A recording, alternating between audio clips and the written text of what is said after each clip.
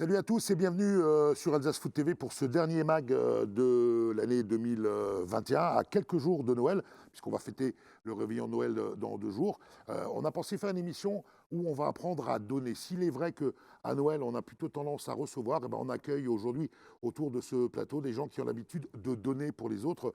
Et on avait trouvé avec les équipes com du district de faire cette émission autour du projet Gérer le foot. Et on accueille notre consultant de luxe, puisqu'il vient régulièrement nous voir maintenant, c'est Romain Rignier. Salut Romain, référent et chargé de projet J'ai rêvé le foot au sein du district. On a également le plaisir d'accueillir 2 clubs qui ont l'habitude de donner, avec tout d'abord le Racing Holzwir Vickerswil 96, en la personne de son coordinateur technique et entraîneur de la ligne, Loïc Levesque. Salut Loïc. Salut Jean-Luc. Et puis un club qu'on ne présente plus, puisqu'ils font beaucoup de choses dans leur quartier de la Méno, avec Sid Chaibik, qu'on ne présente plus, coordinateur sportif de l'Interméno. Salut Sid. Salut. Et son président, Patrick Arbogast, président. Salut. Merci, salut. Et merci d'être présent pour ce numéro spécial J'ai rêvé le foot. Alors J'ai rêvé le foot, c'est quoi? C'est un projet qui est né il y a une bonne dizaine d'années suite à un colloque que nous avions organisé au Palais des Congrès et de la Musique sur les incivilités dans le football. Romain, en 2 mots, c'est quoi J'ai rêvé le foot? J'ai rêvé le foot, c'est le projet phare du district d'Alsace de football, donc, qui a pour but de mettre en avant les actions, les bonnes actions, les actions positives qui sont réalisées par les clubs à côté de l'activité football. Et donc c'est un projet qui depuis 4 années propose de traiter de thématiques comme la solidarité, l'éco-citoyenneté et l'ouverture et l'insertion. Et les clubs, nos clubs alsaciens, peuvent déposer des fiches projets au sujet de ces thématiques pour faire savoir ce qu'ils font de bien. C'est un peu l'adage qu'on a. Oui, parce que les clubs de foot font du football, mais font aussi énormément de choses. Et on a voulu, au niveau du district, donner encore plus d'importance à ce projet J'ai rêvé le foot en l'associant lors de la remise des trophées du Fair Play au musée Wurt que nous faisons chaque année. Tout à fait, et c'est des moments d'émotion assez sympas qu'on a déjà vécu, parce que les actions sont toutes très belles. Évidemment, il y a des primés, il y a des clubs qui ne sont pas primés, mais qui, voilà, pour autant, ont des actions qui ont une valeur énorme et qui représentent totalement ce que le district veut défendre en mettant en avant ce projet J'ai rêvé le foot. Alors, on l'a vu pendant la période de Covid et notamment la période de confinement la saison dernière, beaucoup de projets étaient liés par rapport à la pandémie. Cite-nous 2, 3 exemples qui t'ont marqué, hormis cette période Covid. On sait qu'il y a eu les tabliers, les surblouses, il y a eu plein de choses, mais 1 ou 2 actions qui ont été lancées par des clubs et qui t'ont particulièrement marqué. Il y avait l'action du FC Capellen qui a proposé des repas pour les aînés de leur village. Donc je trouve que cette action de solidarité peut même rentrer dans la catégorie ouverture et insertion. Pensez aux aînés qui étaient un peu bloqués chez eux. Il y a eu des actions menées également par des clubs mulhousiens sur des maraudes pour aider les plus démunis dans ce temps vraiment compliqué pour tout le monde. Et puis des actions également pour le personnel hospitalier qui était au front tous les jours. Et là, on a vraiment vu la solidarité se mettre en œuvre et que nos clubs de football pensent à ces valeurs-là. Alors, les appels à projets ont été lancés par rapport aux projets que peuvent initier les clubs. Où on peut le trouver, cet appel à projet? Alors, les fiches projets sont informatisées, donc vous pouvez vous rendre sur le site alsace.fff.fr, donc le site du district, sur la rubrique district, donc J'ai rêvé le foot, et donc vous pouvez remplir toutes les coordonnées nécessaires pour qu'on puisse justement vous retrouver. Et puis, il y a un petit descriptif de l'action qui nous permettra ensuite de vous recontacter, de mettre en avant les actions et de vous faire présenter ces actions lors d'un jury en fin de saison. Appel à projet, un mot, c'est bien, mais une image, ça vaut 1000 mots. Présentation de cet appel à un projet en image.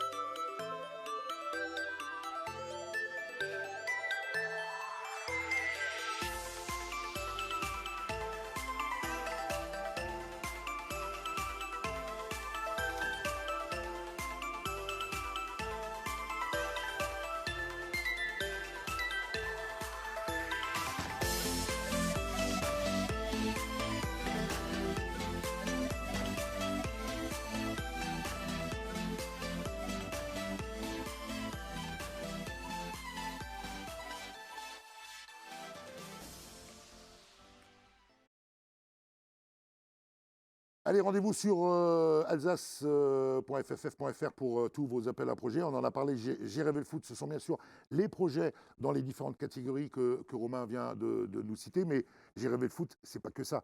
C'est aussi, entre autres, une action qui nous tient à cœur au niveau du district d'Alsace de football, c'est la formation des capitaines dans les catégories de jeunes. Romain. Tout à fait. Par là, le district souhaite s'engager autant que les clubs dans les valeurs du foot, justement pour montrer l'exemple. Et on propose donc des formations à destination de nos capitaines, mais de tous nos licenciés, qu'ils soient garçons ou filles, qui traitent des valeurs de l'exemplarité du capitaine, mais aussi des valeurs fortes du football et donc du bon comportement qu'il y a à avoir. Et on s'associe à l'association Thémis qui défend le droit des enfants, notamment pour ces formations. Et on traite de sujets comme la lutte contre le harcèlement, la lutte contre les discriminations, pour aller un petit peu étoffer le champ d'action de ce projet J'ai rêvé le foot. Et ces formations capitaines auront lieu, comme chaque année, lors des vacances de février. Tout à fait. Donc pendant les vacances de février, si le présentiel est possible, je ne veux pas dresser un tableau noir, mais voilà, on a aussi une adaptation possible. Nous l'avons déjà mis en place la saison passée. Ça s'appelait Je refais le foot. Et donc c'était des formations à destination des capitaines qui étaient présentées en distanciel. Nous avions plus d'une vingtaine de capitaines présents et nous avons échangé en distanciel, preuve que nous sommes capables, autant que nos clubs, de nous adapter à la situation. Allez, les capitaines formés se sont également rendus derrière nos caméras. Je vous propose tout simplement de découvrir ce petit reportage en images. Le sexisme n'a pas sa place. Car le foot est une passion pour tout le monde. Chaque personne doit respecter Les différences. Nous ne devons pas critiquer la raison d'être des autres. On est tous égaux. Ne restons pas passif face à la discrimination. L'homophobie n'a pas sa place. au stade. J'aime le foot et j'aime qui je veux. Le sexisme ne doit pas exister dans le sport. On ne doit pas faire la différence Entre les hommes et les femmes sur le terrain. Accepter Tout le monde, malgré leurs différences, et respect avant tout. L'équipe de France. n'est pas que masculine. le capitaine ne doit pas rabaisser ses coéquipiers. Au lieu de Crier nos différences. Crions nos ressemblances. le capitaine On doit montrer l'exemple. Le capitaine doit être... être un modèle pour les autres. Le racisme est aujourd'hui encore omniprésent. Pour lutter contre ce fléau, nous devons être unis et soudés. Non au racisme. Non à l'homophobie et non au sexisme. Chers parents, Merci de ne pas intervenir pendant le match. Pas de violence entre les parents. pas de violence envers l'arbitre.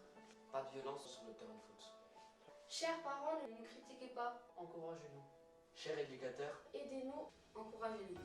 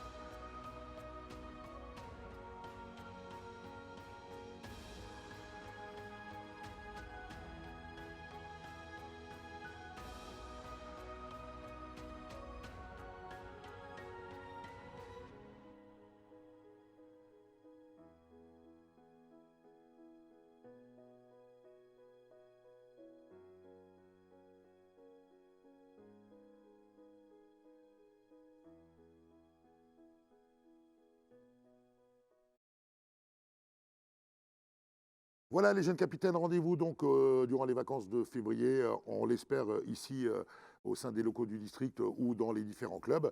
On va continuer de parler de données et des clubs qui donnent avec le Racing Haute-Vire, Vicarsvire 96 et l'Intermélo. Ce sera juste après une très courte page de pub.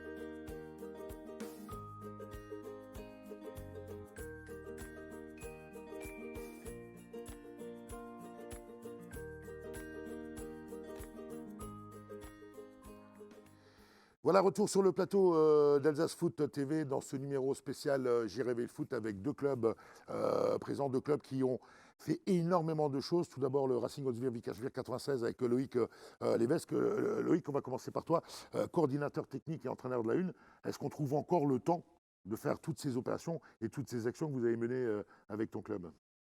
On trouve le temps grâce aux autres. On a une très bonne équipe de dirigeants, d'éducateurs et surtout de parents. Donc nous, on lance les projets et derrière, on a la Dream Team qui nous aide énormément. Alors, on lance les projets. Alors, pour rappel, le RHW 96 a été primé cette année dans la catégorie solidarité. Alors, juste pour vous donner deux, trois exemples, vous avez fait un jouet pour tous, un entraînement en aliments, un soutien aux hôpitaux, formation aux gestes de premier secours. Quelle est l'adhésion des membres de votre club et notamment des jeunes à l'ensemble de vos projets?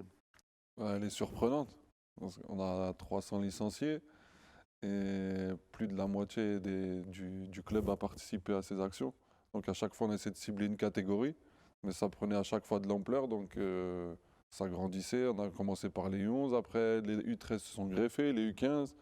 Et là, cette année, on a encore prévu pour les U18. Donc tout le monde est réactif, donc ça fait plaisir. Alors justement, cette année, à Haute-Vire, c'est quoi les projets sur lesquels vous travaillez?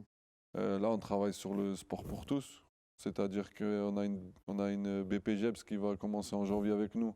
Et on va aller solliciter les écoles du secteur pour justement faire participer les classes de CM1 et CM2 à une séance par semaine pour faire bénéficier du football pour tout le monde. Et on va essayer de terminer, si le Covid le permet, par un tournoi inter-école sur nos installations. Le Covid le permettra parce que je sais que tout le monde va faire attention et va respecter les gestes barrières, notamment pendant les quelques jours qui viennent. Je me tourne maintenant à ma droite avec le club de l'Interméno, avec Patrick Arbogas, son président, et Sid, qu'on ne présente plus. Là aussi, vous êtes un club, alors on a un club rural et un club urbain dans un quartier pas forcément facile. Sid, en quelques mots, les différentes actions que vous avez menées dans le cadre du projet J'ai rêvé le foot, en rappelant que vous avez été récompensé, primé la saison dernière dans la catégorie éco-citoyenneté. On a réussi cette année, nous aussi, comme Loïc, à mobiliser pas mal des membres de notre club à travers nos actions. Et on a monté, donc, au cours de cette année, on avait mis en place le parking Solidarité pendant la nuit de la Saint-Sylvestre, qui était un événement assez réussi. On avait réussi à mobiliser pas mal de monde et à attirer l'attention des grandes institutions qui ont renouvelé l'expérience cette année. On a aussi mis en place avec notre président le job dating, qui est aussi une réussite. On a réussi à réunir aussi pas mal de partenaires au niveau des sociétés qui ont présenté leur stand avec pas mal d'offres d'emploi. Et on a aussi mis en place récemment un match interreligieux qui a aussi eu son succès et qui, à travers ces actions, prouve que nos bénévoles sont aussi très investis et très satisfaits du travail qu'on fournit. Alors, on a tendance à dire qu'un club de quartier, c'est plus difficile qu'ailleurs. Patrick, est-ce que tu ressens cette difficulté particulière dans ce quartier de la Méno? Je vous rappelle quand même que l'Interméno, c'est un club tout jeune. Vous avez 4 ans. Vous avez été bâti sur feu, l'AS Électricité de Strasbourg. Donc, vous êtes un club tout jeune. Est-ce que vous n'avez pas d'autre priorité que de faire tout ça? Non, je réponds à ta première question. D'abord, c'est pas plus compliqué dans un quartier parce que si tu veux, à partir du moment où tu as les bons coachs, les bons dirigeants et les bons bénévoles, et un encadrement efficace, ça se passe très très bien. Alors c'est vrai que on a peut-être un petit peu plus de boulot aussi. C'est vrai qu'il faut qu'on soit beaucoup plus présent, parce que voilà, on est un quartier. Je voulais juste rebondir, Jean-Luc, par rapport au job dating. C'est une opération qu'on va faire 3 fois par an. Notre priorité à nous, puisque on sait que dans les quartiers, le taux de chômage est très très élevé, et notre priorité à nous, c'est de suivre tous les jeunes, que ce soit en contrat d'apprentissage, de l'alternance, un job, et on priorise donc tout notre staff, les joueurs, le staff, pour leur trouver un emploi, en faisant jouer nos réseaux. Et ça marche déjà, ça a déjà bien marché, on a déjà trouvé pas mal de jobs à certains joueurs et dirigeants. Alors, une question qui s'adresse aux deux clubs, que ce soit Haute-Vire ou l'Interméno. Est-ce qu'on peut à la fois être ambitieux sportivement? On en a parlé juste avant l'enregistrement de cette émission. Vous jouez en District 1, vous jouez en Régional 2. Loïc, est-ce qu'on peut être ambitieux sportivement avec son équipe première tout en faisant toutes ces actions que vous menez en parallèle? Bien sûr, pour moi, bien sûr. De toute façon, nous, à Le Suir, c'est simple. La politique a énormément changé. On où on a vraiment l'impression d'être dans une deuxième famille. Donc on allie le sportif, le social, la solidarité par toutes ces actions, mais ça ne nous empêche pas d'être ambitieux. Patrick? Alors nous, c'est pas la priorité. C'est pas la priorité, en tout cas pour l'équipe 1, parce que nous, c'est une académie. Nous, on a 80-70% de jeunes, environ, si je me trompe. La priorité, ça va être l'équipe féminine, parce qu'on voudrait, d'ici à très court, moyen terme, qu'elle joue à haut niveau. L'équipe 1, ça restera, bien sûr, c'est la vitrine, mais voilà, c'est pas la priorité. Alors, entre autres actions que vous faites, Sid, il y en a une que tu n'as pas mentionnée, c'est le soutien scolaire que vous apportez aux gamins. Tu peux nous en dire deux mots? Bah, tous les mercredis matins, on met en place un accueil pour les enfants qui peuvent venir avec leur cartable et leurs devoirs. Et donc avant leur séance sportive qui débute à 10h, on les fait venir à 8h30. Et donc tous les mercredis matins, on les accueille, on les accompagne dans leurs devoirs. Et voilà, c'est un rituel qui dure déjà depuis 2 ans. Et ça, franchement, c'est pas compliqué à faire. C'est juste un peu d'huile de coude et quelques compétences quand même. Parce que voilà, il faut aussi avoir les compétences en interne pour pouvoir apporter ce soutien scolaire. Effectivement, et c'est l'avantage qu'on a. On a quand même un staff relativement complet et assez cosmopolite. On a des profs, on a des chefs d'entreprise, on a des ouvriers. Du coup, ça fait qu'on essaie de chercher un petit peu, de puiser des qualités de chacun pour proposer des services à nos jeunes membres. Moi, je voudrais qu'on revienne sur un projet que vous avez initié il y a quelques semaines de cela. D'ailleurs, Michel Aucourt, notre président, était sur place. Ce match interreligieux, Sid, ou Patrick, peu importe d'où est venue cette idée. Et parlez-nous-en un petit peu, parce que je trouve que par les temps qui courent, moi, j'ai toujours tendance à dire que la personne humaine est la plus précieuse des richesses. Et vous l'avez parfaitement démontré avec ce match interreligieux. Alors, d'où venait l'idée? C'est Sid qui a eu l'idée, donc je vais lui laisser la parole. Non, mais juste pour la parenthèse, c'est vrai que c'était une action extraordinaire, mais c'est grâce aussi à toutes les communautés, hein, le rabbin, l'imam de la mosquée de la Méno. Mais c'est vrai que Sid a eu l'idée et ça a été un succès malgré de nombreuses critiques, hein, Sid. Mais je te laisse parler, comment est venue l'idée? En fait, l'idée, elle est venue tout simplement à force de regarder les médias. Et voilà, je me retrouvais pas dans les propos tenus lors des différentes émissions télé que je pouvais voir. Et j'avais une forte motivation pour démontrer le contraire. Que nous, sur le terrain, ça se passe très très bien. Comme j'ai pu le répéter lors des différentes interviews, on est situé entre 3 emblèmes religieux, donc la synagogue, la mosquée et l'église. On les côtoie assez régulièrement et on a des très bons rapports. Et on voulait justement reproduire ça sur le terrain de foot et montrer qu'il y avait un vivre ensemble et que voilà, on pouvait s'accepter les uns les autres et vivre dans de très bonnes conditions et une belle osmose. Ouais, et puis cette émission spéciale JRF, c'est donner, donner, donner. Moi, ce que je trouvais surtout aussi très sympa, c'est le fait d'avoir fait arbitrer ce match par des filles. Ça, c'était top, oui, exceptionnel. Elles ont joué le jeu, c'était extraordinaire. C'est vrai que on a eu aussi, il ne faut pas oublier, Sarah Balzer, qui est vice-championne olympique, qui nous a fait l'honneur d'être présente. Et c'est vrai qu'elle a porté le maillot blanc avec les arbitres. C'était vraiment un beau message de tolérance aussi par rapport à ça. Ouais. Et vous connaissant, et mon petit doigt m'a dit que vous n'allez pas vous arrêter là, messieurs. Effectivement, on est en train de préparer le projet pour essayer de le retransmettre à l'échelle nationale, c'est-à-dire qu'on est en train de voir avec différents clubs à travers la France si on pouvait mettre une date tous les ans où ce match pourrait être reproduit en simultané sur différents terrains français et en faire un grand événement mensuel. Alors voilà, quand on veut, on peut. Loïc, quand on veut donner de son temps, on peut le faire et on trouve les gens qui vous accompagnent dans les projets que peuvent faire les clubs. Comme dit, nous, on est rien sans eux. On peut avoir beaucoup d'idées, mais c'est eux derrière qui vont faire en sorte que ça soit une réussite. Donc moi, je suis là aujourd'hui, mais on pourrait être 100, 150. C'est eux tous qui mettent la main à la pâte et qui nous permettent d'aider, de faire et puis surtout de partager. Ah ben voilà, c'est des beaux messages. Il y a aussi de nombreuses opérations qui ont été menées un petit peu partout lors du premier confinement et lors de la première vague.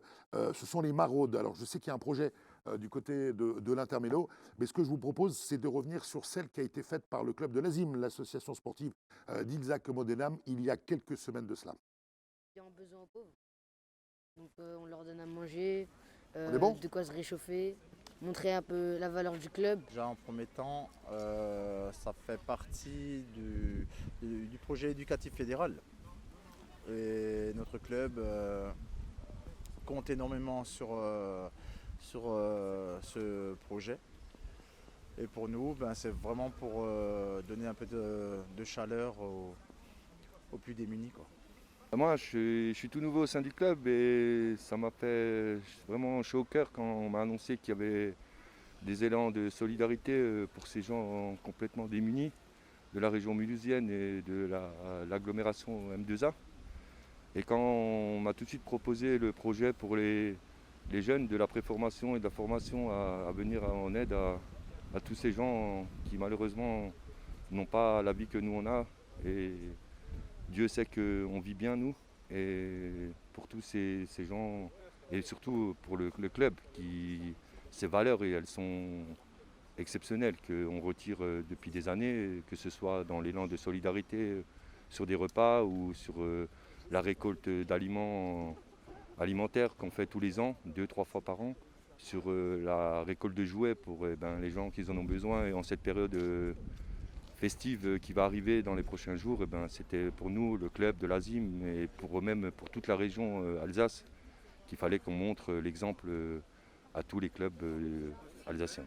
Alors, le collectif pour plus tard, c'est quoi? Le collectif pour plus tard, c'est une association. Au début, on n'était pas une association, on était Monsieur Tout le Monde. D'accord? Par la suite, on est passé en assos. Le collectif, c'est quoi? C'est des distributions de repas pour Monsieur Tout le Monde. Ça se passe quand? Le mercredi et le vendredi. Ça commence à 18 h jusqu'à 19h15, 20 h grand maxi, mais c'est rare. On distribue quoi? Des repas. En période hivernale, des repas chauds. Hors hiver, ça peut être des sandwichs. À qui? À tout le monde. Ça peut être des SDF, des gens qui ont du mal à finir les fins de mois. Ça peut être vraiment tout le monde. Pour moi, les petits, c'est un peu notre avenir à quelque part. Leur montrer comment ça se passe. Parce qu'ils ont tendance à... Aide-moi. À perdre les petites valeurs qu'on avait, nous. Et on leur apporte justement la vision de personnes qui sont tout comme nous et qui sont dans le besoin. Et c'est super important. C'est eux notre futur, comme il a dit, c'est eux qui vont nous remplacer après. Il faut qu'on ait du monde comme eux. Et il faut aussi, et ce qui est important aussi, c'est qu'on a souvent tendance à demander aux parents ou même aux assos de faire venir les petits, histoire qu'ils voient un peu ce que c'est. Et c'est super important. Voilà, action qui a été menée par l'Azim il y a quelques semaines de cela du côté de Mulhouse. D'ailleurs, Sid, vous avez également un projet de maraude d'ici la fin de l'année encore du côté de la Méno. Exactement, cette année, on va se greffer à un projet qui a été mis en place par la structure Mon Quartier Agit. On va mettre à disposition entre 5 et 10 bénévoles de notre club pour participer à l'action et participer à des maraudes le jour de la Saint-Sylvestre. Voilà, comme quoi, quand on veut, on peut. Il suffit de le vouloir. D'ailleurs, on reste encore quelques secondes chez vous à la Méno avec un petit cadeau de Noël pour les licenciés de l'Interméno, Patrick. Alors, pas que pour les licenciés de l'Interméno, on lance une application le jour de Noël qui s'appelle Le Bon Club. C'est une mise en relation entre les clubs sportifs et les joueurs et les coachs qui sera gratuite. Et donc voilà, c'est aussi encore une idée de Sid. C'est vraiment une force. Ouais, hein, c'est une force pour le club. C'est une force pour le club. C'est extraordinaire. Je peux lui dire, il peut dire 2 mots parce que c'est quand même lui qui est aussi l'origine de ce. C'est une application qui a émergé donc au sein du club de foot. C'est voilà, quand on a vu les difficultés que les clubs rencontraient après post-Covid. Donc du coup, on a essayé de trouver un outil qui pouvait permettre aux clubs de garder leurs effectifs parce qu'il y avait pas mal de matchs forfaits en début de saison. Je crois que ça a été un sacré problème pour la Ligue cette année parce que voilà, il y a eu pas mal de matchs forfaits, des clubs qui ont perdu des joueurs. Donc on s'est dit comment résoudre ce problème. On a dit créer une application, un outil de travail qui permet aux clubs de recruter des clubs gratuitement et vice-versa, de proposer à des joueurs de pouvoir trouver un club assez facilement qui leur correspond. Donc voilà, il faut juste remplir un profil et après ça match. Et donc cette appli, elle sera dispo pour tout le monde? Tout le monde, pour toute l'Alsace et même sur toute la France exactement. Alors, elle est lancée le jour de Noël et elle s'appelle Le Bon Club. C'est comme Le Bon Coin, mais sauf que c'est le Bon Club sur ce coup-là. En tout cas, messieurs, merci de votre investissement. Loïc, en guise de conclusion, j'ai envie de te demander, qu'est-ce qu'on pourrait dire à des gens qui nous regardent, aux gens qui nous regardent, aux dirigeants, ou pas d'ailleurs, même si vous n'êtes pas licencié d'un club, vous pouvez faire de belles opérations de solidarité. Qu'est-ce qu'on peut leur dire pour leur donner envie de faire? Qu'est-ce qu'on peut leur dire? Lancez-vous, ça coûte rien à part du temps. Et la meilleure récompense qu'on a quand on fait ces actions, c'est de voir le sourire des gens quand quand on les aide, c'est une fierté pour le club, c'est une fierté pour les gens. Et franchement, à part du temps, ça coûte rien. Et le temps, voilà, on en a tous un peu à donner. Si chacun donne un peu, je pense qu'on peut faire de grandes choses. Voilà, 10 fois 10 minutes, ça en fait 100 si chacun donne 10 minutes dans sa journée. Et surtout, on le fait sans rien attendre en retour. Ça vient vraiment du cœur, c'est ça. Et le plus beau cadeau qu'on peut offrir, et c'est encore une chose gratuite, c'est les cadeaux du cœur. Donc profitez-en, faites-vous plaisir, c'est bientôt Noël. Bah oui, c'est bientôt Noël, c'est dans 2 jours. Sid, Patrick, là aussi, un petit message aux gens qui nous regardent, aux dirigeants de club, lancez-vous, quoi. Oui, on a toujours besoin de bénévoles et c'est vrai qu'on n'est pas obligé de faire partie d'un club sportif. Nous, on sollicite de nombreuses personnes, de nombreuses femmes, d'hommes, ne serait-ce que pour trouver un job. C'est tellement facile parfois de faire jouer ses réseaux ou de présenter quelqu'un qui n'a pas de boulot depuis quelques mois. Nous, après, on fait le nécessaire. Je suis très axé là-dessus parce que c'est le plus important, ça, pour nous. À partir du moment où on a un job, la vie est déjà plus belle. Et donc, c'est vrai que nous, on axe beaucoup notre bénévolat, nos actions sur le fait de trouver un job aux chômeurs. On aura l'occasion d'y revenir puisque le district d'Alsace travaille actuellement sur un projet justement relatif à l'emploi. Sid, là aussi, un dernier mot, parce que voilà, tout le monde te connaît, du moins dans la grande couronne strasbourgeoise, en attendant mieux. Qui de mieux que toi pour donner envie aux gens d'avoir envie? Moi, honnêtement, aujourd'hui, quand je prends un peu de recul et que je vois on va dire les retombées du travail qu'on a mené sur le terrain, je vois qu'à peu près tous les clubs de la CUS se sont un peu accordés sur la même direction et qu'aujourd'hui, je vois pas mal d'actions qui sont menées à travers tous les clubs de Strasbourg et même au-delà de Strasbourg. On voit qu'il y a plein d'actions qui sont menées de solidarité. Et voilà, c'est une fierté pour nous de se dire qu'on a peut-être été les précurseurs, qu'on a peut-être incité des gens à faire ça. Et aujourd'hui, on voit qu'il n'y a pas qu'à travers du football qu'on peut être heureux dans une association comme la nôtre. Et j'espère que ça va continuer, qu'au fur et à mesure, il y a de belles choses qui vont être réalisées, que ça continue comme ça. En tout cas, messieurs, vous avez été de parfaits ambassadeurs de notre projet J'ai rêvé le foot, n'est-ce pas, mon cher Romain? Je vous rappelle que l'appel à un projet est sur le site du district d'Alsace de football. N'hésitez pas à donner, parce que quand on donne, on reçoit. On donne on reçoit toujours 10 ou 20 ou 30 ou 50 ou 100 en retour. Loïc, messieurs, je pense que vous serez d'accord avec moi. Je voudrais remercier les équipes techniques Vidéocom du district, Rania, Steve et le petit Léonard, d'avoir été avec nous comme à chaque fois. Et en cette avant-veille de veillée de Noël, avec toutes les équipes du district, on vous souhaite bien évidemment de passer de très belles fêtes de Noël en famille, je l'espère. Attention, restez quand même prudents parce que cette saleté se promène toujours pas loin de chez nous. Passez de très belles fêtes de Noël, une très belle année 2022 et on se retrouve très vite pour de nouvelles aventures avec Alsace Foot TV. Merci. Une page de pub pour nous quitter et à très bientôt. Salut.